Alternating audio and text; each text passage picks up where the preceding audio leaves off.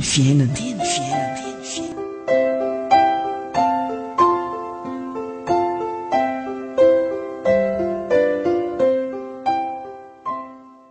Fahaseho avy any an-danitra ny fahatezeran'Andriamanitra amin'ny faharatsiana rehetra sy ny tsy fahamarinan'ny olona izay misakana ny fahamarinana amin'ny fanaovan-dratsy. Amen. Romanina 1:1. Ariarin'Andriamanitra avy any an-danitra mihitsy ry havana, fa Andriamanitra mampirehatra amin'ny fahatezerany Andriamanitra amin'ny faharatsiana rehetra izay mitrangy ato amin'ity izao tontolo izao ity. Indraindray mantsy no mandresy lahatra ny olona dia ny hoe zany Andriamanitra zany dia be fitiavana, ny famindram-pony zany Andriamanitra zany dia maharitra mandrakizay, ny fieritreretan'ny olona dia makasitraka foana no ataon'Andriamanitra.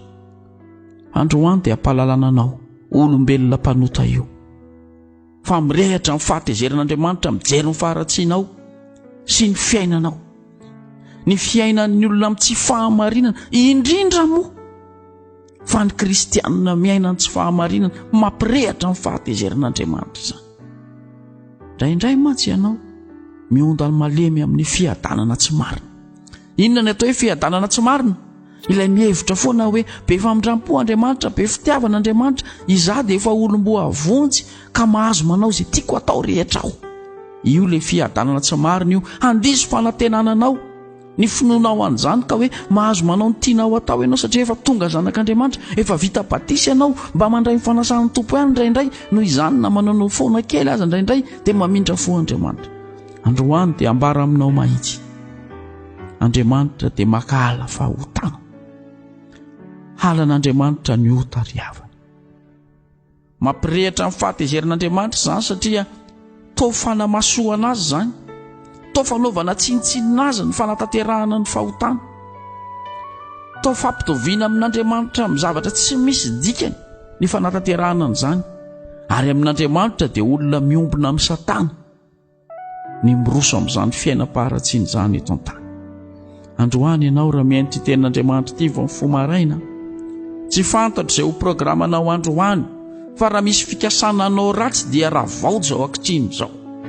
Mandolia mafy amin'i Jesosy, mangatà famindram-po, ifony daholo ny zavatra kasainao atao androany raha misy zavatra efa fikasana ratsy tianao atao amin'ity andro anio ity. Hovay ny programanao, hovay ho fanaovana soa, ho fanaovana tsara, handeha amin'ny fahamarinana, mangatafana masina mba hanamasina anao amin'ny andronao rehetra. Tadidio rehefa misaraka amin'i Jesosy ianao dia anaonao foana.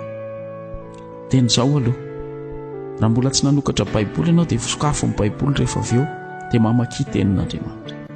Fa ny tenin'Andriamanitra io no hery, io no hanampy anao ahatonga anao tsy aina amin'ny faharatsiana ka hampirehatra amin'ny fahatezeran'Andriamanitra amin'ity tontolo andro ity. Ary tsy amin'izao tontolo andro izao ihany, fa amin'ny androm-piainanao rehetra. Sitrapon'Andriamanitra ny anokafanao ny tenin'Andriamanitra raha vao mifoha maraina hitsangana hanao ny asa.